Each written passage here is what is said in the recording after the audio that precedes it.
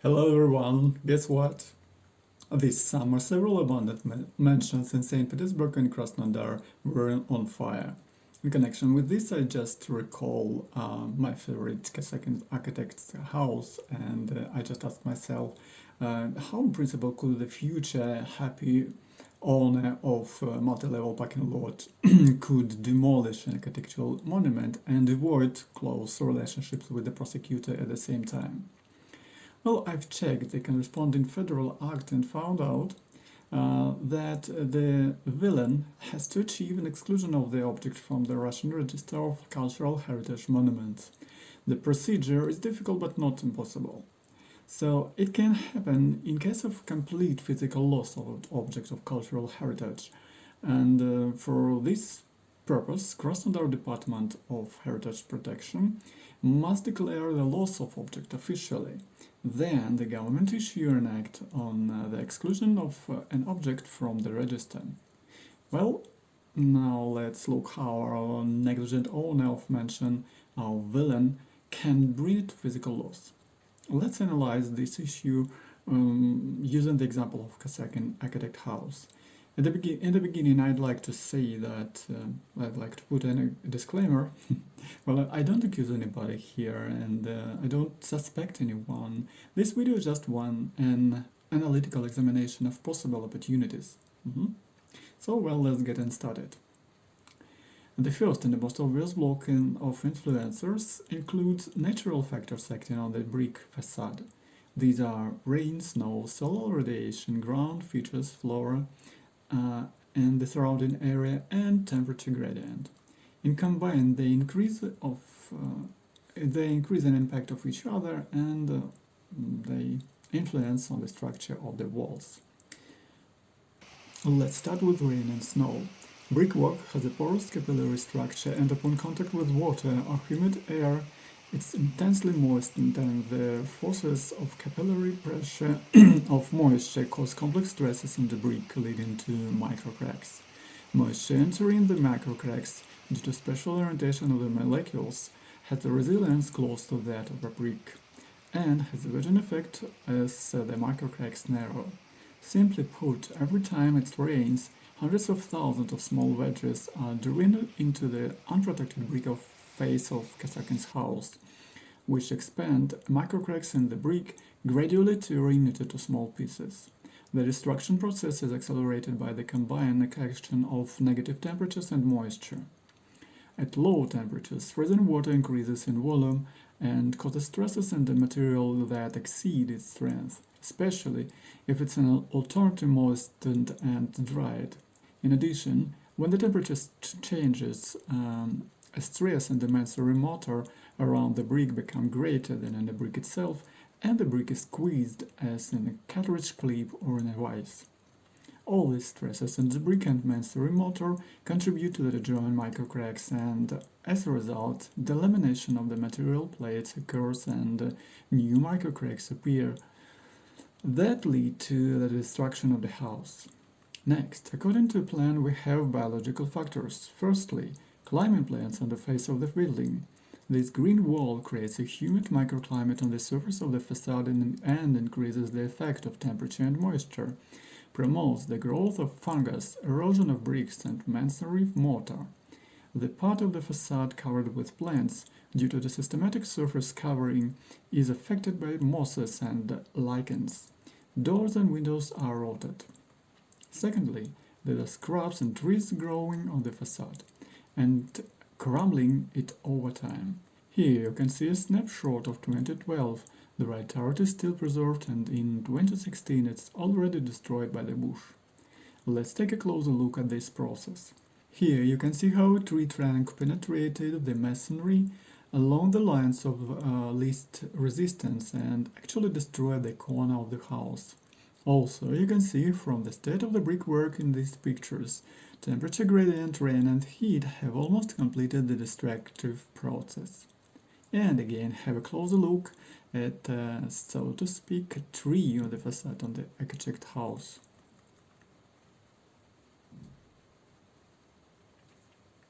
Separately, it is worth noting the human factor. Sometimes our fellow citizens show extraordinary and inexplicable activity in abandoned mansions. Each of them has their own zoo in their head. Let's look at some of the options. Firstly, let's start with sell the land under Kosyakin's house and demolish the house. Fortunately, this mechanism is no longer applicable to our object, but basically it can work fine with others. The reportage on the Russia TV channel and on the 9th TV channel with the participation of Marina Nikishora will tell you about it better than me. Let's listen to it. А еще в городе бывали случаи исчезновения памятников культурного наследия. На этом месте стоял красивый резной дом, но летом 2008 года его снесли. Тогда собственник сообщил полиции, что не знает, кто разрушил старинное здание. Сейчас здесь здание современное, центр медицинской экспертизы. Виновника сноса так и не нашли. Дело закрыто. Но автор документальных фильмов «Прогулки по Екатеринодару» Марина Никишова боится, что дом Косякина ожидает судьба его ровесников. На месте вот этого вот здания несколько лет назад стоял двухэтажный особняк, адрес которого был Октябрьская, 8. Это был дом дореволюционной постройки, когда-то он принадлежал госпоже Озерецкой. О старинных зданиях Краснодара Марина все чаще рассказывает, показывать уже почти нечего. My favorite part in this story is that the prosecutor's office couldn't find the criminals. I'm really disappointed. I believed they really could do better than that. By the way, if you really like Krasnodar and its history, I would highly recommend you to watch the historical excursion with Marina Nikishova. Links are in the description. Well, there is a third option on its way to set the fire to the house. Burning out heritage is a real reason to exclude it from the register and start the long-awaited multi-level parking lot. Here are a couple of examples of how monuments of heritage burn in Russia.